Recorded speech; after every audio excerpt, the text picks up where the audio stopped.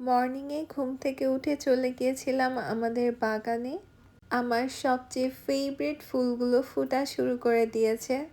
আসসালামু আলাইকুম everyone, welcome করছি আমার নতুন আরেকটা ব্লগে। কেমন আছেন সবাই? আশা করছি ভালো আছেন।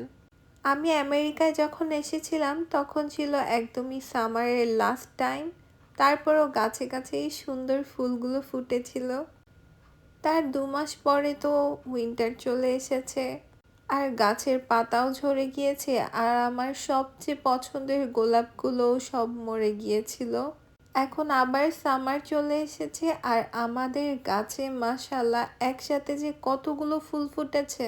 আর আমার সবচেয়ে পছন্দ হচ্ছে লাল গোলাপ। বাংলাদেশে থাকতে আমি আমার বারান্দায় কিন্তু লাল গোলাপ গাছ লাগিয়েছিলাম। আর আমেরিকায় আসার পর তো এখানে আমাদের বাসায় অনেক লাল গোলাপ ধরে এই গাছটার মধ্যে মাশাআল্লাহ। আমার হাজবেন্ডের কিন্তু ইয়েলো রোজ অনেক ফেভারিট, তাই ওর জন্য ছোট্ট একটা ইয়েলো রোজ লাগিয়েছিল। গাছটা নতুন হওয়াতে খুব একটা ফুল ফুটে না, তবে আমার এই গাছটার মধ্যে কিন্তু অনেক রেড রোজ ধরে। আর একসাথে এতগুলো ফুল ধরে আছে দেখে তো একদম খুবই সুন্দর লাগছে, সবুজ পাতার মাঝখানে রেড রোজ।